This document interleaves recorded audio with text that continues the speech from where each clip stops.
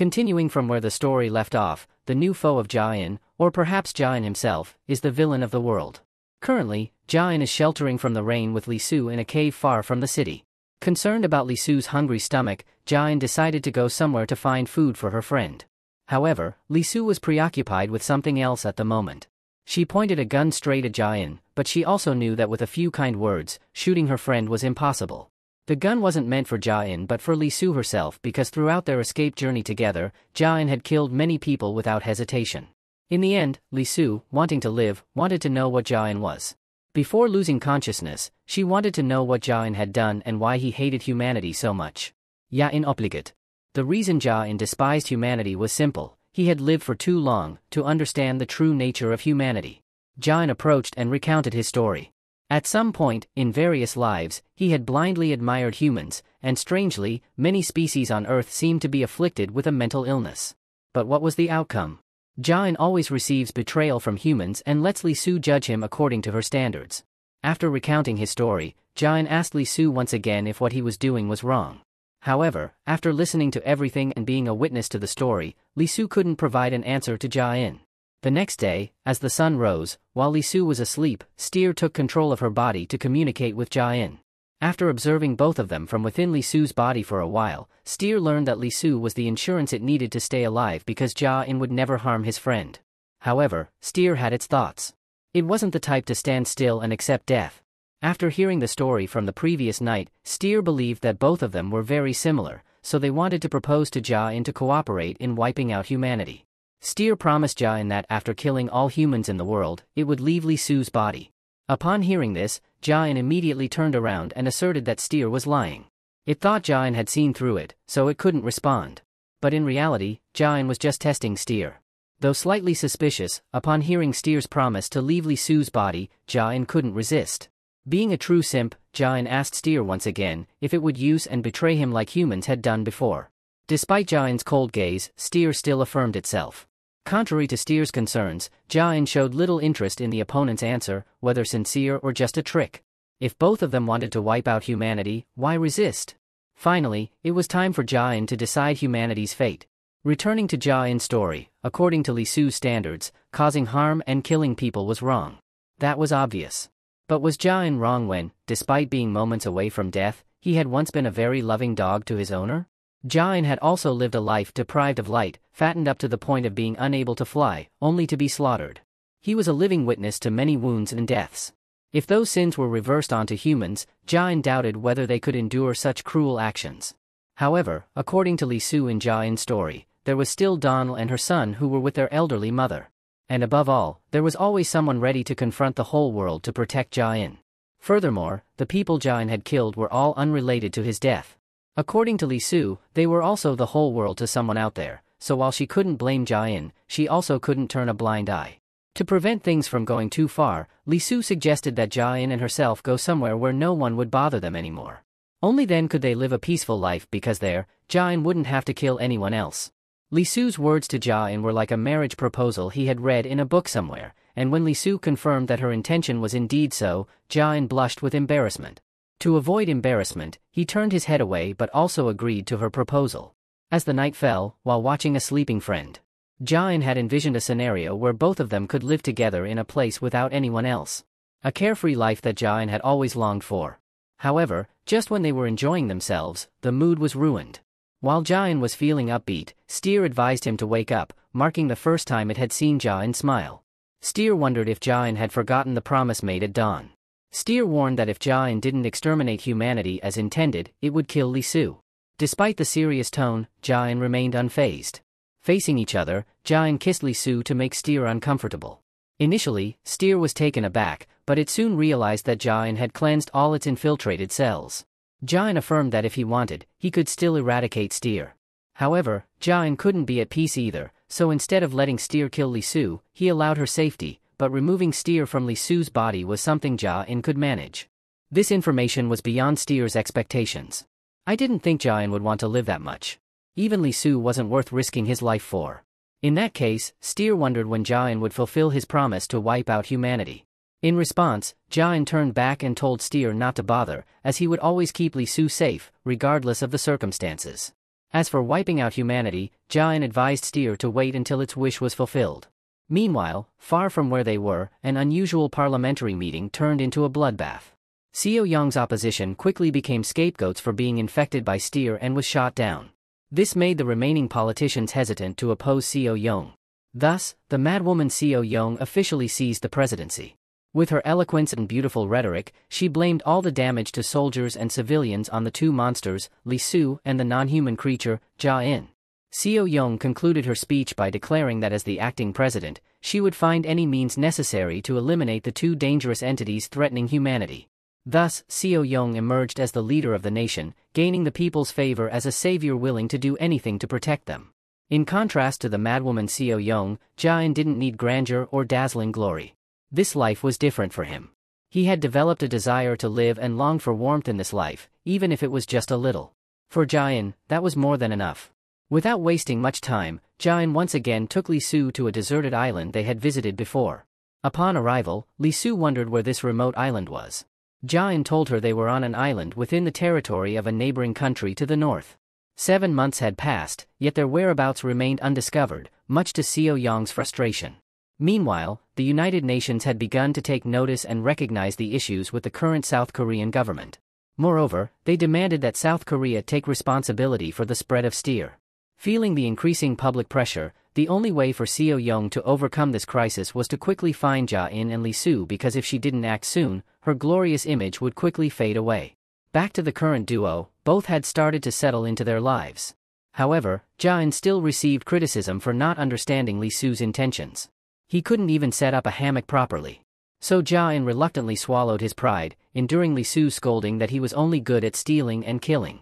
Therefore, Li Su ordered Jia-in to stand still while she took charge. Reflecting on her actions, Li Su realized she had been tricked by Jia-in into coming to this island just to be scolded. Jia-in was speechless because it was Li Su who had extended the invitation, not him. Despite feeling bitter, Jia-in contemplated retaliating, but facing someone like Li Su, even an omnipotent creature would have to remain silent and obedient. After struggling for a while, they finally managed to set up the hammock. Li Su was delighted and jumped into it, dreaming about a cold beer.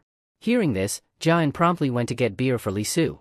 However, Li Su wasn't too surprised because, after all, Jia-in had stolen a bunch of stuff from this island. Nonetheless, beer seemed reasonable since they were in a place without electricity, and stealing machinery would be pointless. Although she often criticized him, Li Su still appreciated Jia-in's attentive nature, realizing that he did listen sometimes, albeit rarely. However, when Jia-in mentioned that warm beer wouldn't taste good, being a seasoned drinker, Li Su immediately supported Jia-in. After all, when winter comes, the issue of warm beer would naturally be resolved, so Li Su wasn't too concerned. She only worried about whether they should build a house to fend off the cold. Jia-in had already prepared for this. He looked clueless, but when winter came to this island, he could simply carry Li Su to another island with a summer season. Thus, a pleasant evening ended with a comfortable conversation between them. 7 months had passed, and both Li Su and Jia-in were living well, but there was one who wasn't okay. Steer realized that if Li Su remained alive, Jia-in would only remain a normal human. Though Steer had saved its life by residing inside Li Su, living peacefully like this wasn't what Steer desired. However, it didn't matter if both of them didn't share the same goal. Steering alone was enough. All it needed to do was infect the whole world through Li Su's body and ignite a war, and its goal of wiping out humanity would be within reach. However, Steer realized it had planned too far ahead because it still couldn't control its host. Moreover, what surprised Steer even more was that Li Su's body had started to adapt to its cells. Feeling uneasy about this situation, Steer attempted to fully possess Li Su before it was too late. However, just when it was tense, Li Su warned Steer to reconsider its actions because if it made a wrong move, Jia-in would kill it outright. In a place far away from all three, towards the south, the government's satellite agency still couldn't pinpoint their location. The reason was quite simple: the person directly responsible for the tracking task had been infected by Steer. Furthermore, because her body had started to adapt to Steer cells, Li Su could now use its abilities to connect with the infected people. Through this method, it could be said that Li Su was now capable of connecting with the entire world mentally. Thus, she now had an additional ability to protect her friend, or more accurately, to protect humanity from the Grim Reaper named Lee Jia-in. In a place not far from the northern direction, an escape was currently happening at North Korea's detention camp number 15. The prison guards were a step behind as they let a 17-year-old assassin girl escape from the detention camp. Right after escaping, Okja immediately ran back home to find her mother's grave. With the help of a neighbor's uncle, the girl found her mother's resting place. Okja was heartbroken to find that her mother didn't even have a grave or any remembrance before she died. She only managed to ask the neighbor's uncle to scatter her mother's ashes on the river. The comforting thing was that her mother had passed away peacefully, so the girl felt relieved. Now Okja's main concern was survival. Before fleeing the prison, the girl had killed 3 people, so she wasn't naive. If she ran south with the reputation of a fugitive murderer, she would still be captured. So the best option Okja could think of was to find some deserted island to seek refuge beforehand. After a period of drifting on the sea, she finally reached the intended island. However, to her surprise, it wasn't a deserted place. When what appeared in front of the girl's eyes was a couple enjoying their evening, Ja-in remained emotionless as usual, while Lee Su seemed quite surprised. As for Okja, her emotions were quite negative as she was desperately trying to survive. Though deeply apologetic, the girl had planned to kill the 2 supreme beings of the story to avoid being detected as a fugitive hiding on this island. Back at detention camp number 15, through the prisoners' records, the camp managers couldn't help but be surprised to find out that Okja had enlisted almost 3 years ago, even though she was only 17 now. According to the lower ranks, Okja had lied about her age to enlist and had fooled the captain of the 416th Squad. The reason a girl could deceive a captain, as the soldier explained, was because Okja was extremely bizarre. However, being bizarre wasn't enough. The girl even planned to kill the 2 most powerful beings on the planet. With a sword in hand, Okja's speed in attacking was so fast that Lee Su couldn't react in time. Even though Ja-in intervened to save her, Lee Su couldn't help but be shocked, wondering what the girl in front of her was planning to do. On the contrary, Okja initially hesitated a bit to take action, but when she realized that Ja-in wasn't just an ordinary person, she decided not to let both of them survive. Sensing the determination in Okja's eyes, Ja-in instructed Lee Su to step back and let him handle it himself. However, he still had to follow Lee Su's words not to kill the girl. As for Okja, she thought this would be an easy task, but before she could react, she was caught by Ja-in. Moreover, Okja's subsequent knife attacks couldn't even scratch her opponent. This made Okja extremely anxious because she struck, but there was no blood on the blade. It wasn't difficult for Okja to conclude that Ja-in wasn't a normal human. Because of this, Okja didn't believe Lee Su's advice. The girl even thought that the 2 opposite figures might be spies sent by South Korea, so she became even more cautious. Having failed in her first encounter with Ja-in, Okja changed tactics. Like before, she rushed towards Ja-in decisively. But with her cleverness, Okja successfully avoided a confrontation with someone she couldn't defeat. Thanks to this, Okja was able to easily control Lee Su, who was considered an easier target.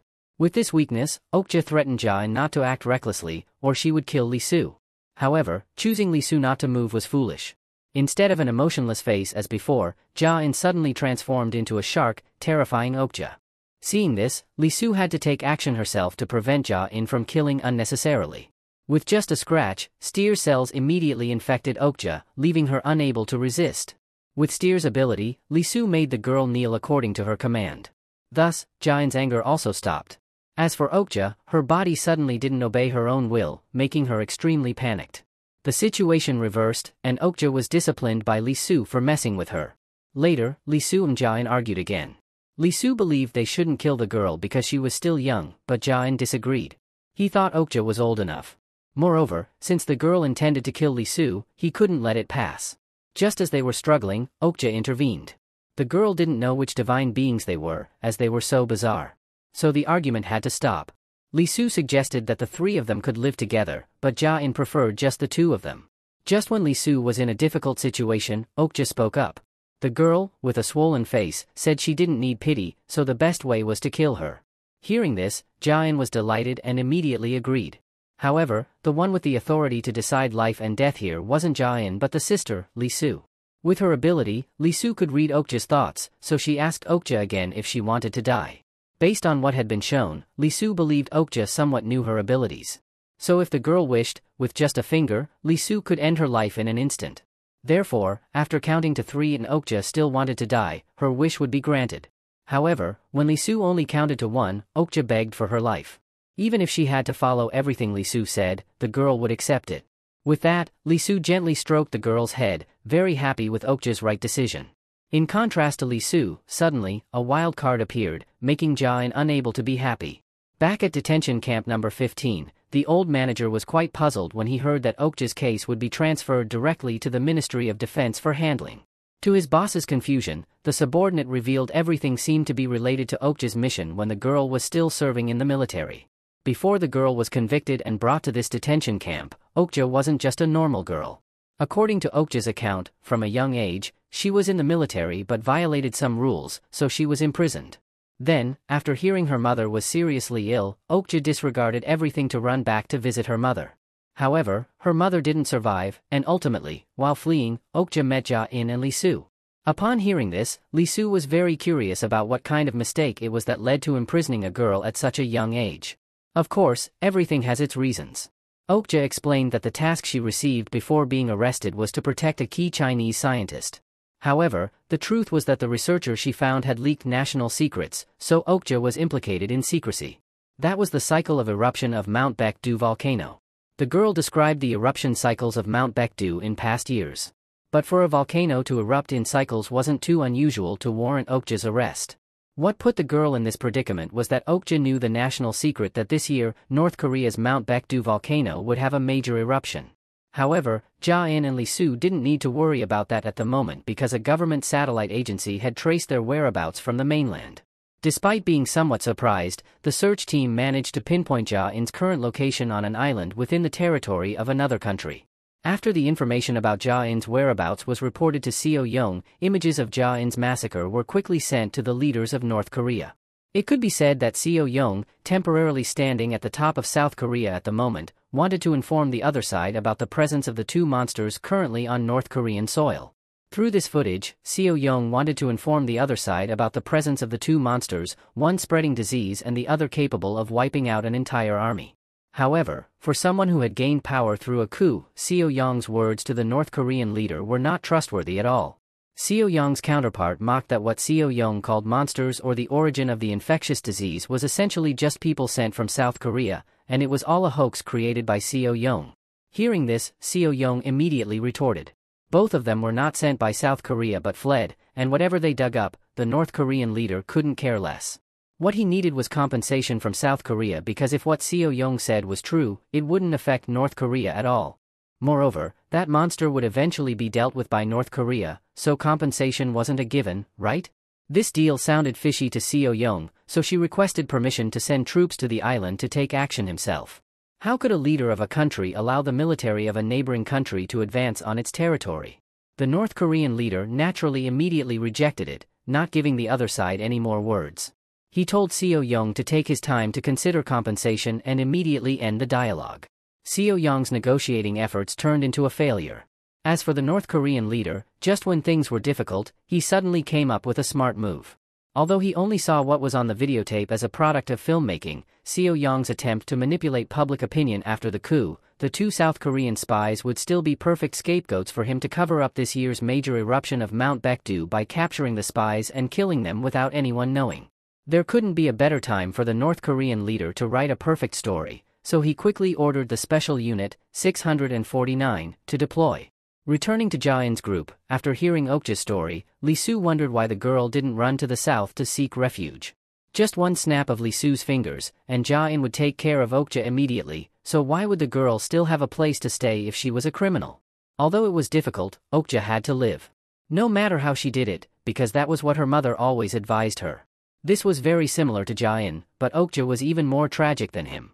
The girl couldn't be with her mother when she was dying, so even now, when her life was fragile, she tried to keep her promise to her mother. These heartfelt words made Li Su very sympathetic, and she wanted to encourage the girl. Ja-in still had the same indifferent face. But more than anyone else, he understood Okja's pain the most. However, Ja-in didn't have time to contemplate because he had detected the presence of many people coming from afar. To make everything clearer, Ja-in touched the sea to connect with it and found that there were a total of 48 people advancing toward this island. Hearing this, Okja immediately misunderstood that the other side was coming to arrest her, so the girl advised all three of them to run away before it was too late. Seeing that the girl seemed very panicked, Li Su advised Okja to calm down. But with the military arriving, no one could remain calm. At this moment, Okja was truly very tense. To ease her worries, Ja-in reassured her that he would keep the promise he made to Okja's mother. Of course, the girl knew Ja-in was very strong, but she still felt that Jain's actions were overly reckless because the power of the North Korean military was not something a human could resist. However, that was just Okja's thought. Lee Soo also knew well that to Jain, no matter what, it was just like swatting mosquitoes. To reassure the girl, Jain firmly asserted that no one in the world could kill Okja on this island. The girl was extremely surprised to hear what Jain had just said, but what happened next surprised her even more because just a month later, this unnamed island was named Execution Island or Blood Island, becoming a controversial issue worldwide. Going back to before the outbreak of war, despite knowing that Lee Soo didn't like it, Jain had no other choice. What was important to him now was the lives of Lee Soo and Okja, so if they were in danger, Jain had to kill again. After seeing no reaction from Lee Soo to what he said, Jain began his massacre elsewhere. While enjoying a cup of tea, the North Korean leader suddenly received information. The entire Unit 649 had completely failed in their mission to eliminate the 2 spies from South Korea. Immediately, he went to meet the only surviving soldier after the bloody battle with Jain to confirm whether the monster in the previous footage was real or not. And indeed, the worried leader's suspicions were confirmed through the soldier's account. As soon as they approached the deserted island, he saw Jain place his hand on the sea, and suddenly, numerous whirlpools emerged, engulfing everyone. Back to the moment when the battle began with Jain's group, seeing this scene, Okja could only gasp in astonishment, not knowing what tricks the guy had just pulled. Jain's face remained calm as he simply created a few whirlpools. What's there to be surprised about in daily life? Yes, Lee Soo wasn't surprised, but Okja was speechless with Jain's actions. With just a gentle touch on the water, Jain completely neutralized the enemy's army. Knowing this, the leader changed his strategy by deploying the Air Force, but Lee Soo intercepted everything. With the information obtained through the infected person, she warned Jain about the enemy's aerial combat strategy. Hearing this, Okja concluded that they were doomed because if the enemy turned this place into a sea of fire, all 3 of them would have no way to survive. But there was no such scenario. A few birds flying in the sky couldn't escape Jain's fast-paced eyes. In the blink of an eye, Jain wiped out the elite army in midair, leaving Okja wide-eyed. By now, everything was clear to North Korea, and the video sent from South Korea turned out to be 100% genuine. However, the leader still stubbornly refused to cooperate with Seo Yong. This time, he decided to kill Jain by using unmanned drones loaded with biological, chemical, and radioactive weapons. The leader thought he had this battle in the bag. But in reality, something was still off as Jain effortlessly dispersed the toxic substances with a few basic moves, sending them tens of thousands of miles away. While Lee Soo and Okja were in a state of shock, the military suddenly panicked because a strong gust of wind inexplicably blew a bunch of toxic substances toward them. To avoid being affected, the captain ordered a launch of missiles to quickly deal with Jain and withdraw from the toxic cloud. However, before they could act, Jain's stones wiped out all of them, marking the complete failure of North Korea. Everything seemed to be beyond the control of the leader. With no other way to capture Jain, he had to resort to the might of the Chinese military for this life-or-death battle. And that's the end of this part. See you in the next episode.